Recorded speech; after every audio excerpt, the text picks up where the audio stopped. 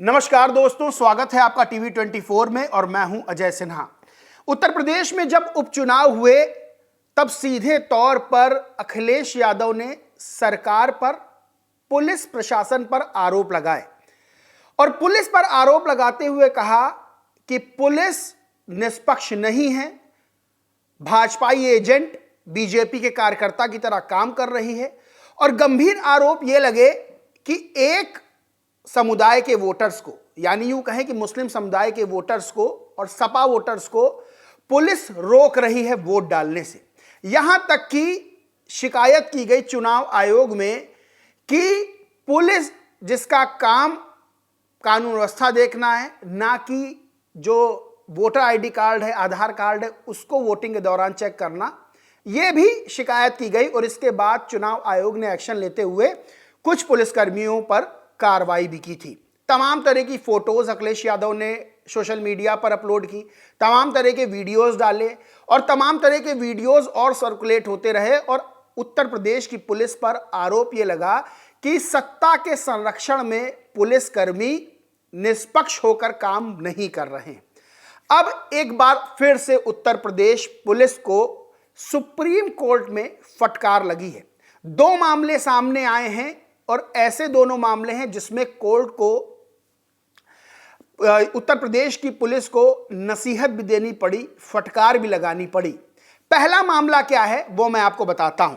अमर उजाला अखबार है, आप अपनी स्क्रीन पे देख भी रहे होंगे। अमर उजाला अखबार है जिसमें साफ तौर पर लिखा है कि उत्तर प्रदेश पुलिस सत्ता का आनंद ले रही, संवेदनशील बनाने की जरूरत। यह सुप्रीम कोर्ट की टिप्पणी है। दरअसल मामला क्या है? मामला है जिसमें कार्रवाई के तरीके से शीर्ष कोर्ट नाराज, कहा पुलिस खतरनाक क्षेत्र में प्रवेश कर रही, आरोपी को जांच में शामिल करें, यदि गिरफ्तार किया तो कठोर आदेश पारित करेंगे। अंदर खबर में लिखा हुआ है कि सुप्रीम कोर्ट ने उत्तर प्रदेश पुलिस को आड़े हाथों लेते हुए कहा कि राज्य पुलिस सत्ता का आनंद ले रही है, उसे संवेदनशील बनाने की जरूरत है। एक मामले में यूपी पुलिस के निपटने के तरीके पर कड़ी असहमति जताते हुए शीर्ष अदालत ने कहा कि पुलिस खतरनाक क्षेत्र में प्रवेश कर रही है। पीठ ने चेतावनी दी कि अगर याचिकाकर्ता को छुआ तो कठोर आदेश पारित किया जाएगा। जस्टिस सूर्यकांत और जस्टिस उज्जवल भुइयां की पीठ ने पाया कि याचिकाकर्ता के खिलाफ कई एफआईआर दर्ज हैं, उसे डर है कि अगर वो जांच के लिए पेश हुआ तो उसके खिलाफ नया मामला दर्ज किया जाएगा। सुप्रीम कोर्ट ने निर्देश दिया कि पुलिस मोबाइल पर संदेश भेजे और याचिकाकर्ता उसका पालन करे। यानी कि सीधे तौर पर सुप्रीम कोर्ट ने बड़ी कठोर टिप्पणी उत्तर प्रदेश पुलिस पर की है और कहा है कि सत्ता का पुलिस आनंद ले रही है।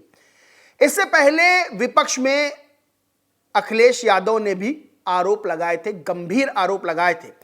और जब रिजल्ट सामने आ गया उसके बाद जब अखिलेश यादव प्रेस कॉन्फ्रेंस कर रहे थे और तमाम जगह जब मीडिया कर्मियों ने, पत्रकारों ने अखिलेश यादव से सवाल पूछे तो अखिलेश यादव ने यहां तक कह दिया कि एक सरकार सम्मान नया शुरू करे और वो सम्मान उन पुलिस वालों को दिया जाए जिन्होंने इस तरह का काम चुनाव के समय किया है।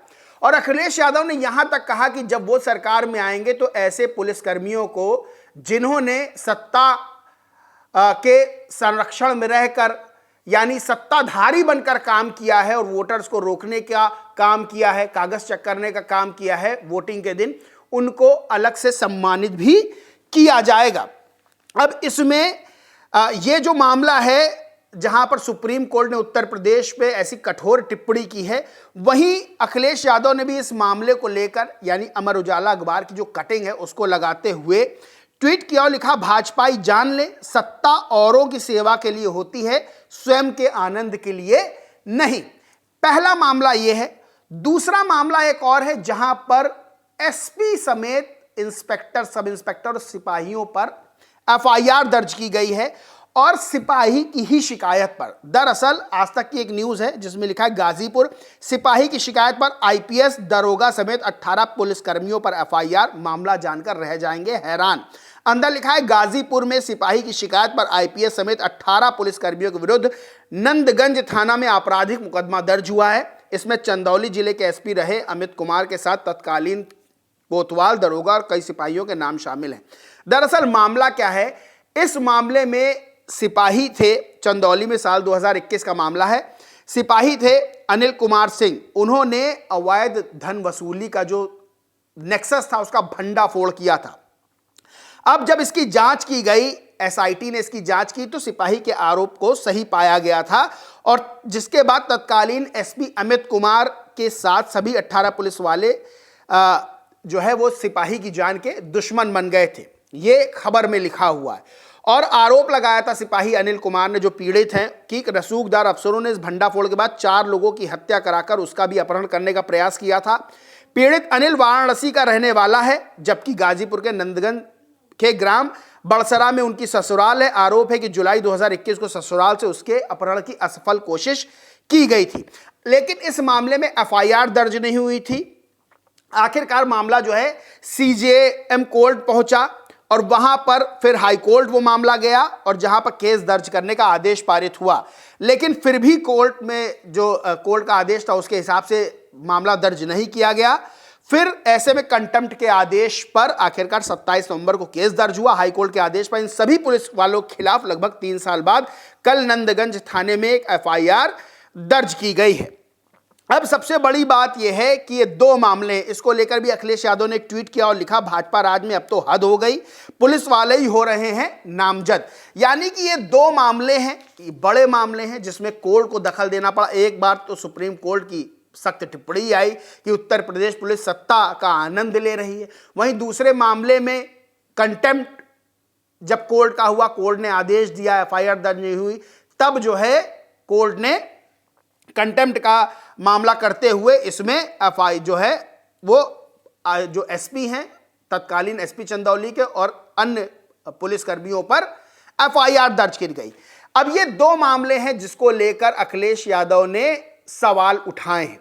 सीधे तौर पर उपचुनाव में जिस तरह से अखिलेश यादव ने आरोप लगाए पुलिस पर और सीधे तौर पर यहां तक कहा कि भाजपा कार्यकर्ता के रूप में काम कर रही है पुलिस, गंभीर सवाल उत्तर प्रदेश की पुलिस पर, कुछ पुलिसकर्मियों पर खड़े हो रहे हैं। ये 2 मामले तो बेहद गंभीर है।